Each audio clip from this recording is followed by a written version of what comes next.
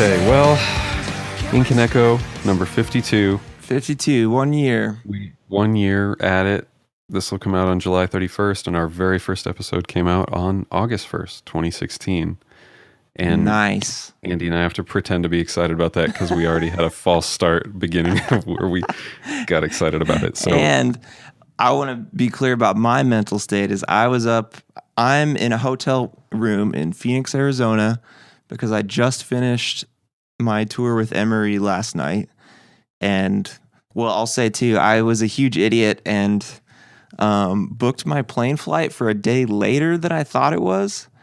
So I thought I was going to be flying home today, but I'm not. I'm flying home tomorrow evening. So I just have 24 hours in Phoenix to lay around and recover, which is probably fine before I get home. And yeah, it'd be better to be a little more rested when I get home with the kids and everything. So that's where I'm at. This is up till 3 a.m. Andy, and in a hotel in super zombie Andy. So that's what we're getting today.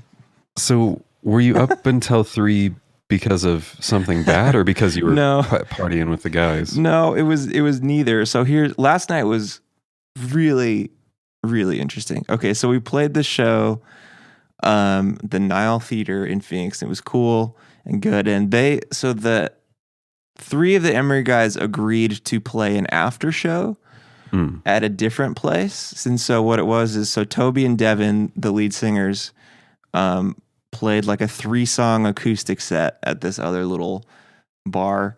And then it was like a emo night. They called it Riot Night. So they had like this emo cover band that was on before them. And then they came up and played their own emo songs. And then Josh, the keyboard player from Emery, did a DJ set. And so like we were all like, maybe some of us were like, let's not go. Let's just go back to the hotel. And then it was because this had to be like 11:30 at night, right? Or later. Yeah, I don't think Toby and Devin weren't supposed to play until like after midnight, I think, or like at midnight. But when we all just went because we were all in the same bus, and like it's just a pain to have people shuttling by themselves and whatever. So we went, and it was just such a spectacle. Like it was this insane. We walked by. It's in Scottsdale, Arizona, so it's like suburbs Phoenix, kind of like swanky, whatever. But we walked by this like a lot of wealth in that area, right? So it was like, we walked by this insanely packed gay bar to get there, which was just, I've never like seen a full-fledged gay bar like doing its thing. And then this place is just like, I don't know. They have this amazing sound system. They've got all these TVs everywhere and like synced up videos to the audio, and this insane branding that was just for this one night called Riot Night. Like there's special glow sticks with Riot Night things on them. And they got us a bottle service. So we had like a reserved table where like we could just have our own tab and it's all free for us because we're with Emery. Oh my gosh. And I was just like, I had a few beers with lunch and I didn't have any, and I just had one there because I was like, man, I'm like coming down and I'm not interested in going crazy at all. So I had like one light beer and that was it. But it was just, man, just sitting there and watching everything was just insanely fascinating. And since it was kind of nice. This whole tour has been kind of nice because I'm like, I'm not in charge. I'm just along for the ride. And that feels really good. And assuming I can let go and just be like, well, I guess I'm going to be up till 3 a.m. And like, it wasn't really my choice. And that kind of makes it feel a little better. Yeah. So, I mean, that's the whole story. So, just a weird little emo night at this tiny little bar in downtown Scottsdale that was full of glow sticks and people jumping around on stage and free alcohol, even though I only had one thing. So were Toby and Devin well received? Were the people into it? Yeah. Well, okay. I think what happened is the promoter is this like 30-year-old guy, and I guess he must have gotten in touch with them and saw that they were playing in Phoenix. Like, well, maybe they could just come over after the show and be part of this emo night thing. And so they agreed. But the guy was like super fan. Like, so Toby and Devin from Emery would be playing. I mean, they only played 3 songs, but the guy, this kid, 30-year-old kid guy, he looked really young, younger than 30. But he's like up on stage behind them, singing along, like with his arms up in the air, and then he pulls his phone out, and he's like taking a selfie video, singing along with them. It's just so insane. And I was just so, like I said, I'm in zombie mode. I'm completely removed, like not in charge. I'm just like watching it as if I'm like floating above the whole thing. Just like, wow, what a spectacle this all is. Like, I wasn't mad. I wasn't like worried or anything. It's just like, wow, this is a thing that's happening that I've never experienced before. So, and the whole tour has basically been that for me in many ways. It seems like with every tour I've ever heard personal accounts of, there's always at least one night like that of just a perfect storm of bizarre elements. Yes. That's like, what? How did this even come together? Who are these people that live in this city? Yes. So what was the rest of the tour like? Because you were already kind of burnt out from your previous one. You had just barely gotten home. Yep. But then, give me the breakdown. So I flew out to Seattle last Monday. So it'll be a week ago the day this comes out. And so there's so many things. I mean, one, I slept terribly the night before, which really sucked because I wasn't able to like start off fresh, and basically never recovered from that. I feel like my body just got to a spot where it just kind of shut down everything mentally that didn't involve like having to play my set every night.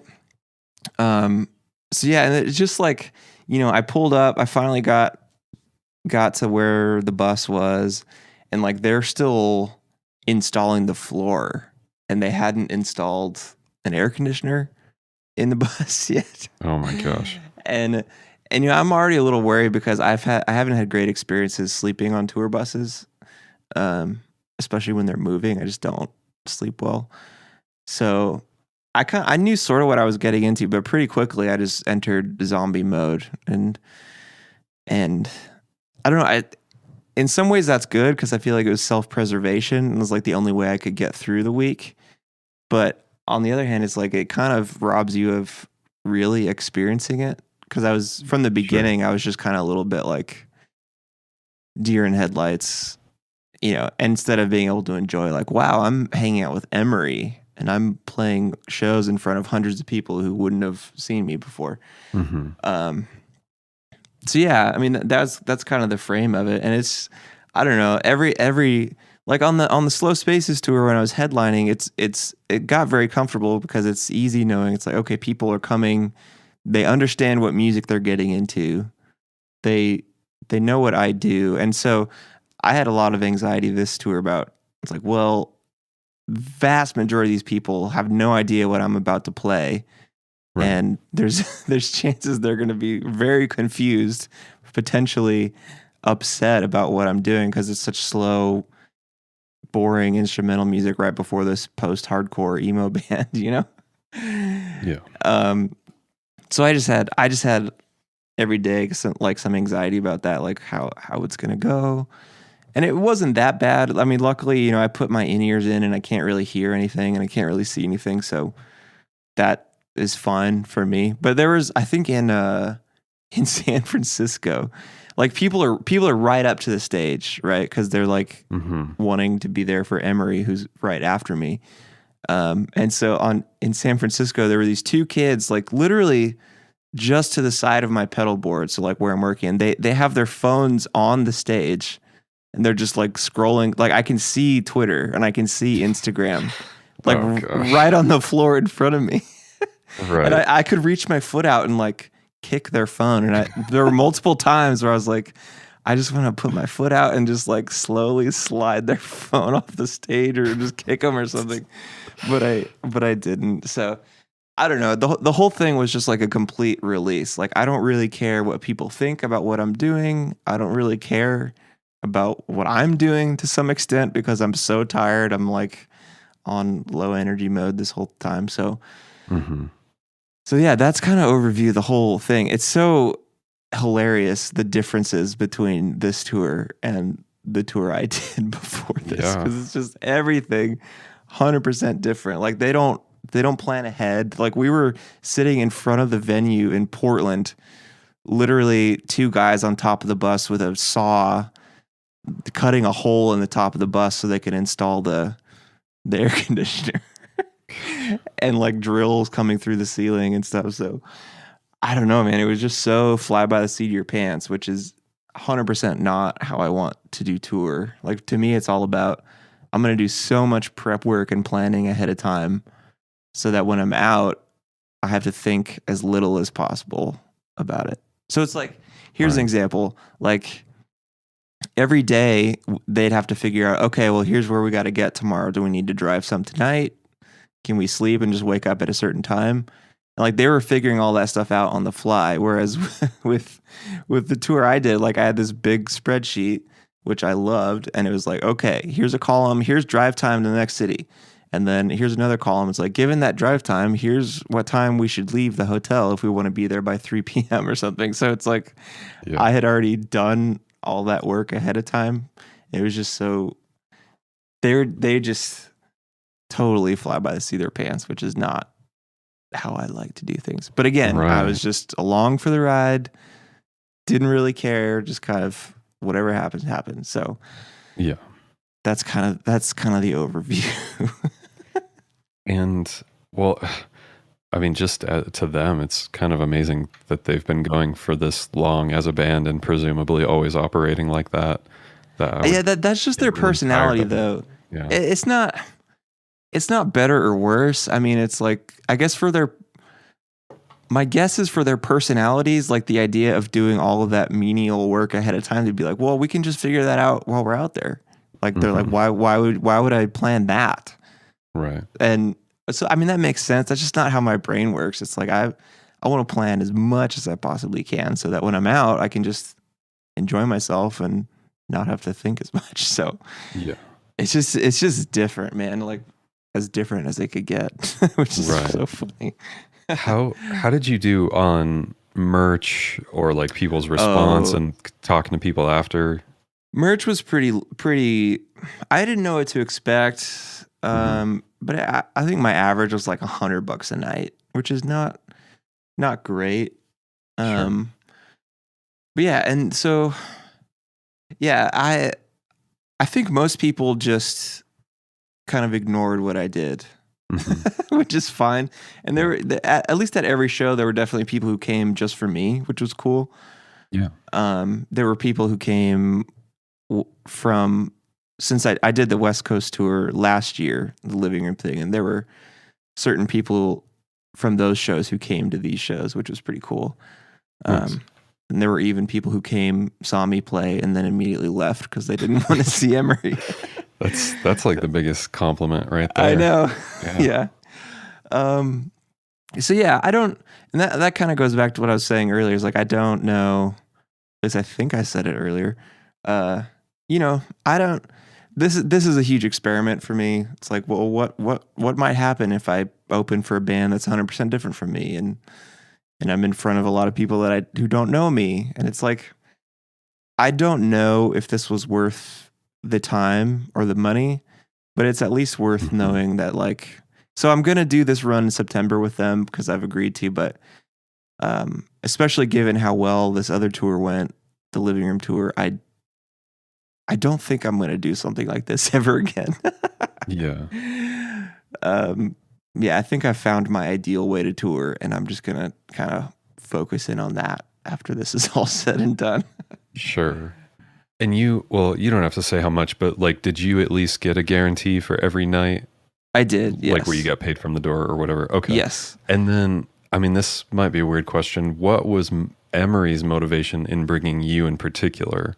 Like, because I know you were kind of one of their new Bad Christian artists. Right. You know.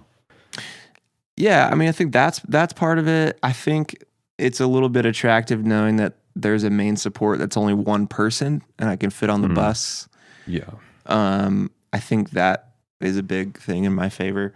And I don't know, it was kind of, I mean, Matt Carter. I mean, probably a lot of people listening know who Matt Carter is from Bad Sure. Christian and Emery, but he's just such an interesting weirdo.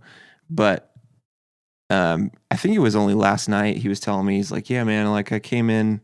He was speaking of a couple nights ago, maybe the San Francisco show. He was like, yeah, I was there. He came in and watched the whole set. I mean, because for the most part, they just hang out in the bus until it's time for them to Sure. play, Yeah. which is fine.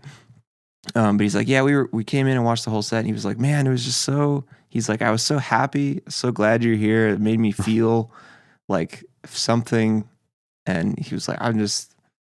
And I think he even said too. He's like, he really liked the dynamics of like, here's some opening bands and then taking it way down for my set, and then so it kind of makes Oh, it yeah. seem bigger for their set, which I agree with, and it's pretty cool.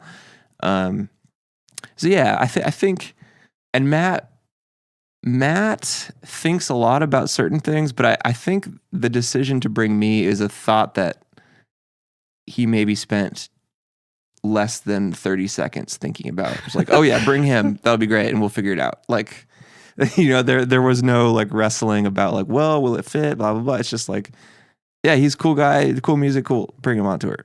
so, Yeah. uh, so yeah, he's very different than me in a lot of ways. but Sure.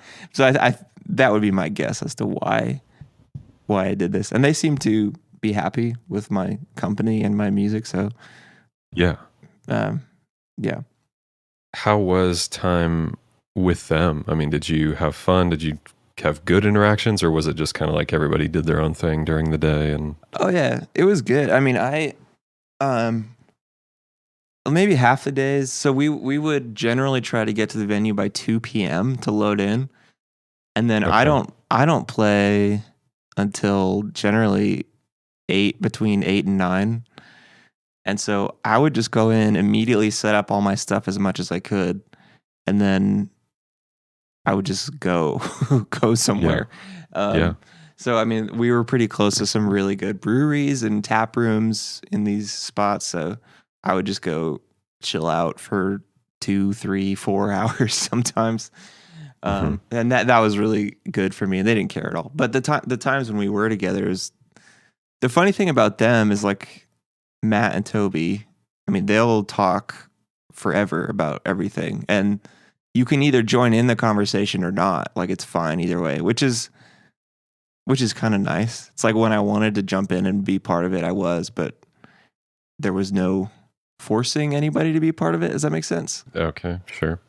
So yeah, it felt easy for me. I didn't feel uncomfortable or pressured or whatever. And I was like, when I wanted to leave, I left, and when I wanted to go to my bunk and sleep, I did it. And it's like, I Yeah. don't care. It's like I'm I'm trying to preserve my own body and mind, so I don't really care what they think, and I don't think Right. they cared at all either. So, Yeah. um, yeah, no, it was good. It's I'm curious I'm curious about what I'm gonna think in like a week after I'm home, Hmm. because right now I keep saying zombie mode, but it's like the only word I know for how I feel right now. I'm just so like mental energy is just at a very lowered state constantly right now. So, Yeah. Yeah. And you're still in the midst of it. Like you're not even home yet. So right. you can't really decompress until you're completely So, off the hook. yeah, maybe I'll have different thoughts when I'm able to like come out of it and think more clearly, but I don't Yeah. know. The other thing that's interesting is, I mean, I experienced this on the Future Forestry tours back in 2012, and like they were very hard tours, and this was a hard tour, like kind of physically and mentally. But there is a little bit of like, and the thing I first realized on the forestry tour is like, um, I I don't know, just like pushing your body sometimes, pushing your mind, and having experiences where you've kind of reached the end of yourself, and you know that you can kind of continue on even when you're there. I don't Hmm. know. It feels like those Future Forestry tours were very helpful to me because I feel like it gave me a different work ethic. Like I knew that I had a thing that was really hard and I accomplished it and I finished it, and I don't know, I just feel like that helped me moving forward. And like it's same with this. It's like I know, like previously, given how tired I was like the first few days of tour, I would have been like freaking out and be like, man, there is no way that I'm going to be able to like finish this out or anything. But I knew how my body, my mind work. It's like, well, I'm going to be able to do it. And I didn't let the anxiety kind of get the best of me like it may have done, 5 years ago or so. So it's nice to at least, if nothing else, learn about myself and what I can do. I mean, if this tour was much longer than a week, I probably would have started to have more of those problems. But it was like, man, I can be out of my mind for 6 days. I can deal with that. Sure. And then go home. So, yeah. Well, I remember when you finished the last Future Forestry tour that you said about that as well, that you were not going to do it again unless like a handful of things were much different the next time around. Right. And so now saying in this case you wouldn't do it again, is it kind of that same thing, like where if certain circumstances were much better and took some pressure off of you, would you do it again? Or maybe with a band that lent more to your style? Yeah, so definitely I feel like the thing that gave me the most anxiety on this tour was the fact that I only had 10 minutes to set up all my gear and make sure it worked. There's just a 10-minute changeover. And I got so used to the house shows where we show up and we have like an hour to get everything. Like I can test everything. And it goes back to what I was saying. It's like I want to know that all my stuff is going to work before I start playing. And ideally, I'd like to be able to check every connection, check every pedal, make sure nothing has come loose on this drive over here or flight or whatever. And then I feel better. But, there were nights where there wasn't enough time for me to like tune my guitar before I had to start playing. So I'm like, well, oh gosh, like there were 2 nights I forgot to like just play and tune my guitar. And I got pretty lucky. It was still in tune, but it just, that's not ideal. Like I want to be able to set up and make sure it sounds right and looks good and blah, blah, blah. And yeah, I mean, it kind of is like what I said is like, I feel like the house show tour is ideal for me. And it's like, and now that I've done it twice and it's even been better the second time, like I just want to focus in on that. So I don't know. I mean, playing the type of music I do in a big venue is just not a great context for it. No matter what the bands are around me, kind of. It's like, I don't know. And that's valuable to know. It's cool to know that I can fly out with a very small amount of gear and be able to play shows and be able to set up in 10 minutes. And it's like I could put on a pretty good show. Like that's cool to know. But ideally, I'd have a lot more time to set up. It'd be a smaller, more intimate crowd of people who really understand the music. And I don't have to be so stressed out. So hopefully that, I don't even remember if I answered your question or not, but yeah, you did. And I think that's good that you've learned and figured out, because the house shows are kind of, in your case, the best for the watcher as well, for the people who come to the shows. So it's just best all around, and clearly people are more excited to like buy merch and support you there in that moment because they know like you're doing this on your own. And so yeah. And maybe you said on the last episode, but don't you have kind of a timeline in mind for another one, maybe in the spring of 2018? Yeah, spring 2018, and maybe one in the fall of this year too. Okay. I've found myself thinking about those on this tour and be like, well, do I really want to do that? Just because of my current mental state, thinking about another tour is just not something I should be doing right now, because it feels terrifying to already be thinking about leaving again. So, but yeah, that's definitely on the table for sure. Mm-hmm. Okay. Right on. What do you have to get started on anything once you get home, or don't you have a friend coming in to record with you soon? I do. Yeah, that's happening this next month, and that's going to be awesome. Okay. So I have things I'm excited about. Like, I've got to finish up some songs. I want to write some new songs this month for a thing that I've been wanting to do for a while, but I haven't yet. And Josh, you know what it is, but I'm not going to say it here because I don't want anyone else to know. Yeah. So yeah, I'm excited about the month of August. I'm going to go camping with my kids for the first time. Nice. I'm just going to take the 2 oldest ones, and I'm very excited about that. But yeah, no, I just have musical things I got to do for myself and for other people, and I'm excited about all those things.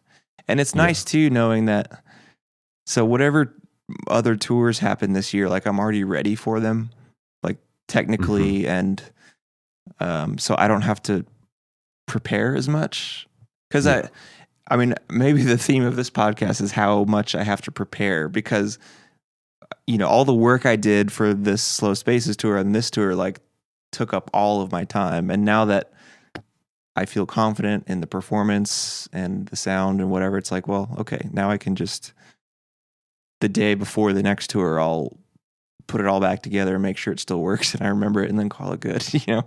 So that's a weight lifted, and it means I'll be able to use my time better on other things in the month of August, and that is exciting to me.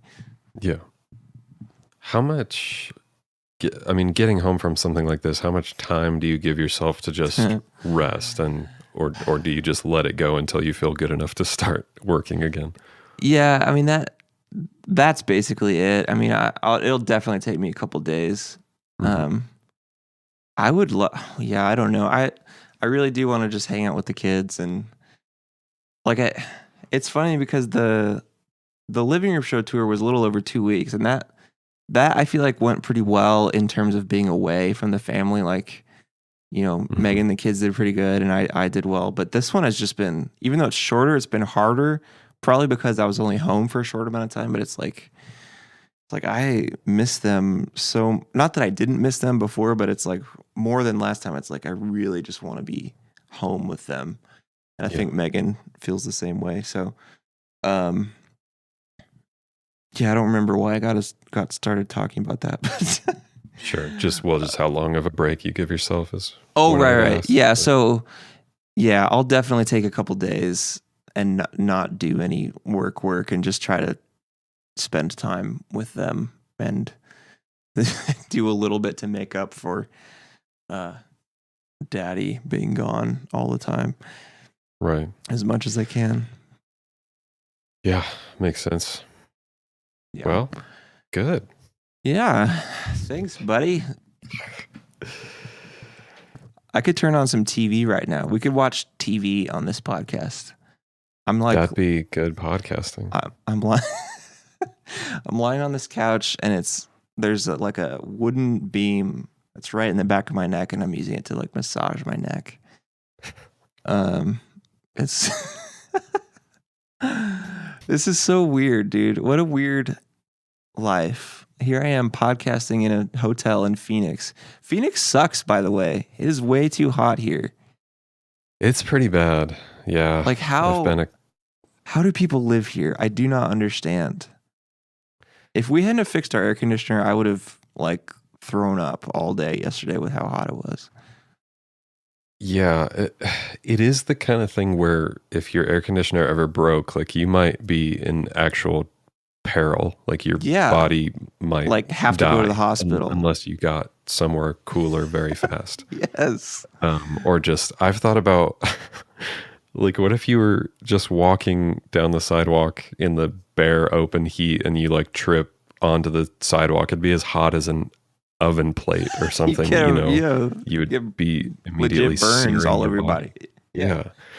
Yeah, it's a scary place in that sense. And I've noticed, did you notice flying in, or I guess you didn't fly straight in there, but everybody has a pool, a swimming pool. Oh, yeah, you've got to.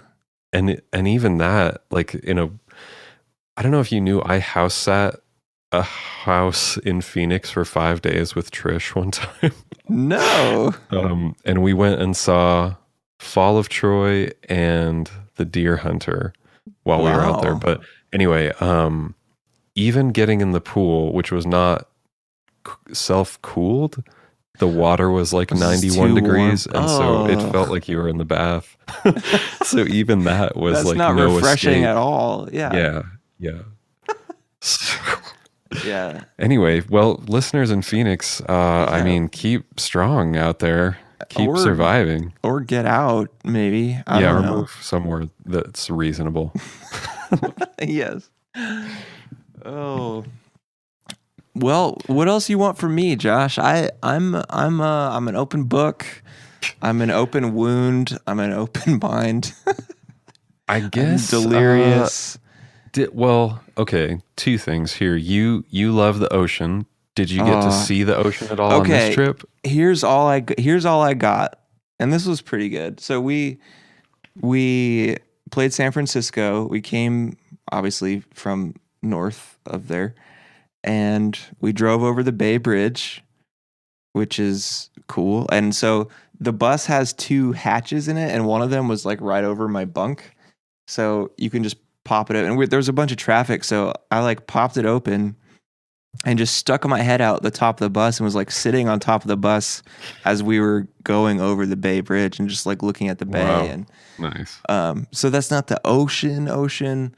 Sure. But it was just like the way the air feels and watching all the big cargo ships and stuff. And so it was pretty perfect. But no, I didn't get to see the ocean proper.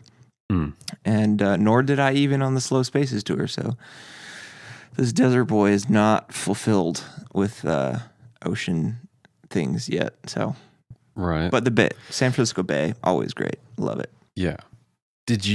Were any of these cities places you had never been before? Whether on Slow Spaces or in this case?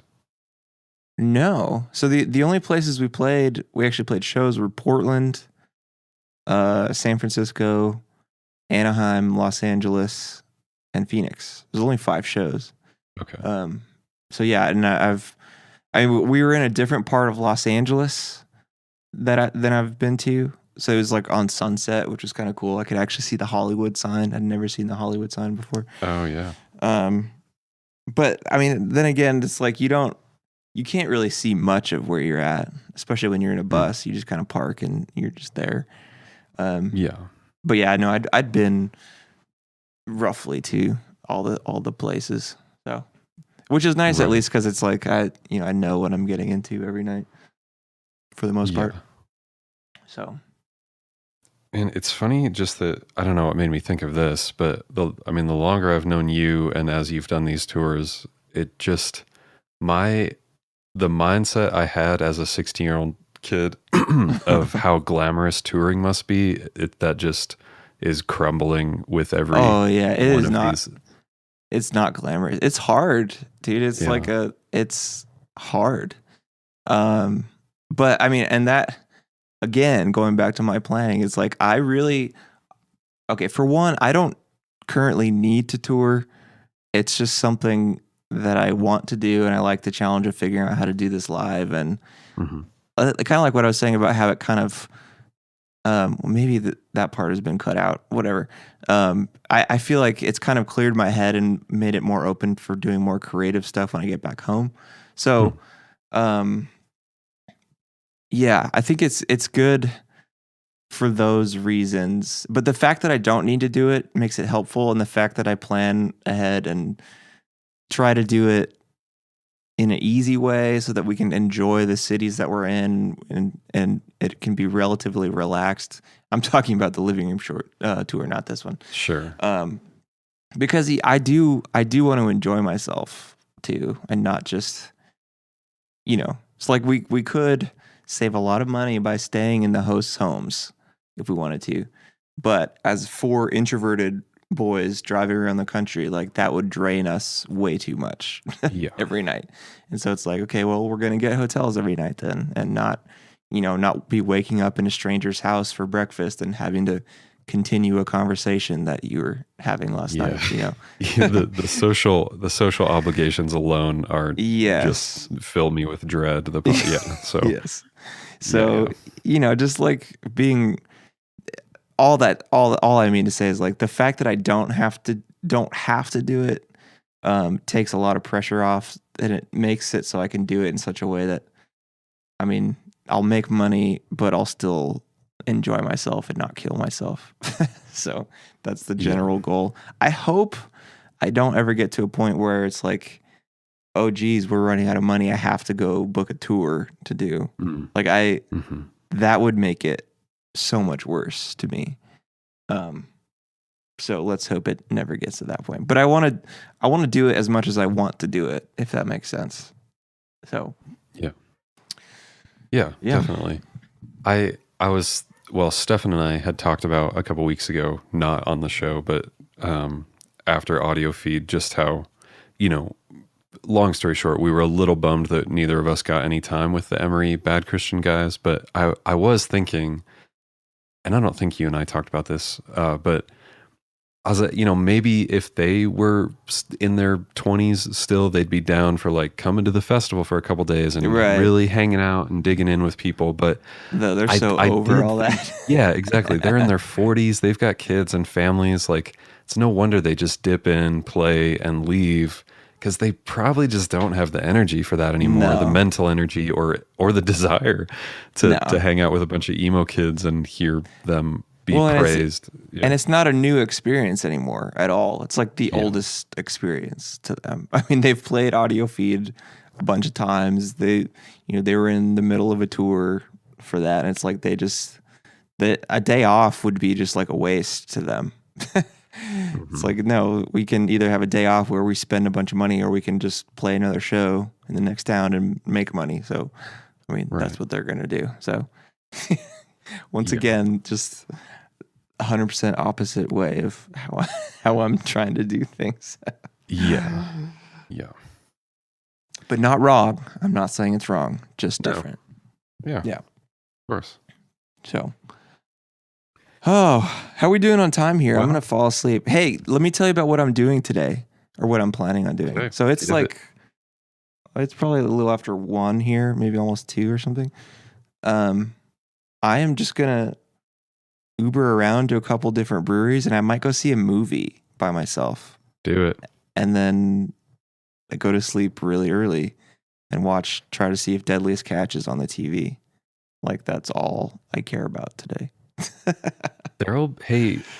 I think that there'll be new Rick and Morty tonight, and you're in a place that has cable, so you could get all over that. But yeah, that sounds so nice, dude. I wish I was in that position for today. Yeah, well, go to some breweries and go watch a movie. I felt really stupid when I should be flying home today, and I felt like an idiot when I realized that I booked it a day later than I should have. But the more the tour went on, I was like, man, this is actually going to be really great, because I think it'll be good for Megan and my kids, because like I'll be a little more rested than I would normally be if I was flying home today. And that context switching time should hopefully be a lot shorter, because I'll decompress as much as possible here. So yeah, I might go see Dunkirk and see how hopefully the theater will be air conditioned, extremely air conditioned. Just go to one of the fancy ones in Scottsdale. You'll be fine. I looked up one that had like kick-ass reclining seats. There's no like Alamo Draft House. I was hoping there'd be something like that where I could order beers while watching the movie, but they're not. They're not that cool yet. Freaking foiled Phoenix. Again. Yeah. Phoenix, you suck. You hear me? Phoenix. I was born in Phoenix. Did you know that? Manager knocking on your door. I did. I always forget that because I just assume that you were born in Albuquerque. Yeah, Phoenix, where I was born. So doesn't mean anything to me since I moved before I was like a year old. So whatever. Right. I don't care. Well, hope you enjoy your afternoon. Thank you, sir. And yeah, I don't know. Anything else before we get off the mic? No, no more.